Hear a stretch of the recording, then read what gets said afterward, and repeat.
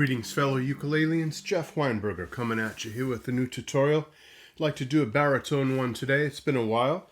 I've been neglecting the baritone side of things, and so I'd like to correct that today and do a nice little baritone ukulele video for you.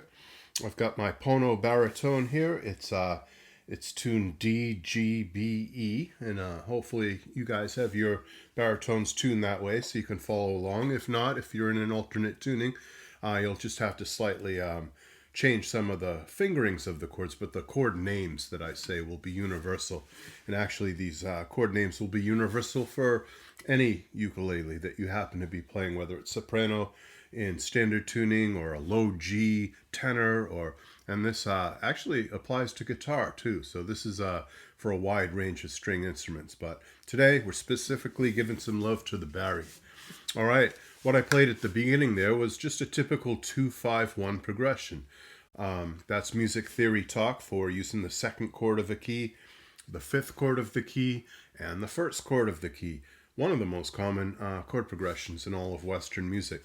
What I played there might have sounded maybe a little bit jazzy or something, like a jazz standard sort of deal. Autumn Leaves or All the Things You Are, that sort of thing. Sure, there's an awful lot of 2-5-1s in jazz standards in the real book and throughout the Great American Songbook. But it's not just for jazz. It's actually for pop music too. If you listen to, say, the music of in the 70s of Todd Rundgren, he wrote a lot of pop songs that were in the top 40 right on the radio, what would be considered rock radio or pop. And yeah, Todd Rundgren had a lot of 2-5-1s in his music.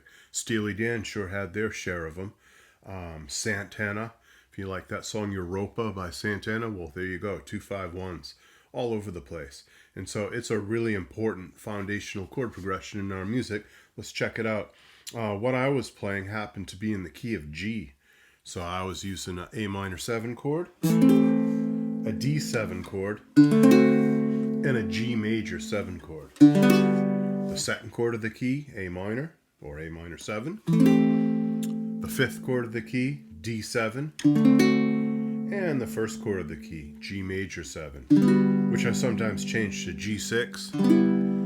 And yeah, you can take these chords and then elaborate on them. You can make them even fancier. Minor 7 chords can become minor 9th chords. Major 7 chords can become major 9th chords, etc. There's all kinds of little embellishments you can add. You can add more movement. But we're just going to talk about the raw 2-5-1s. I'm not going to get too fancy today. So let me show you exactly what I did. That was A minor 7. It's fingered 2-2-1-3. Not too tough of a grip, if you can see my hand there. Not too bad. And then D7, 0-2-1-2. And then finally G major 7, which is 0-0-0-2. An incredibly easy fingering. One single finger on one single string on one single fret. Rest of it's open. So you guys can do this, no problem.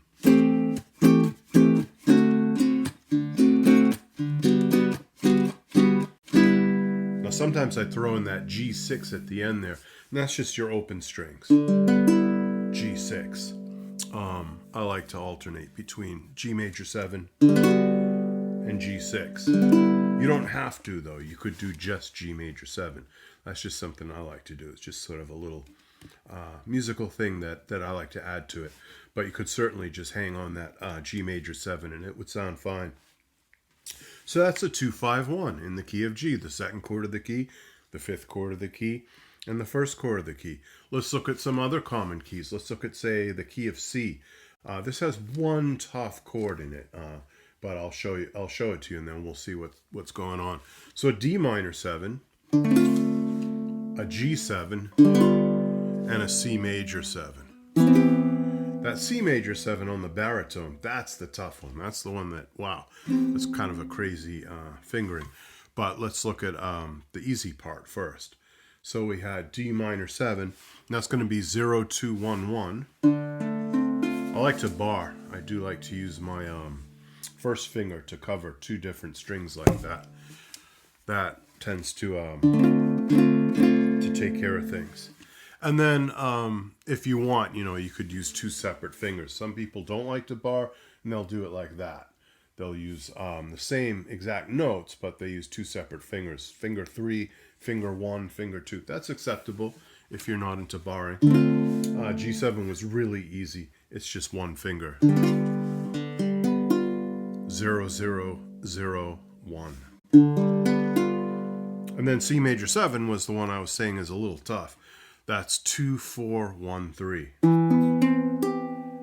It's a beautiful sound, but boy, that's a tough one to grab. That takes some practice right there. So don't worry if that one gives you a little bit of trouble.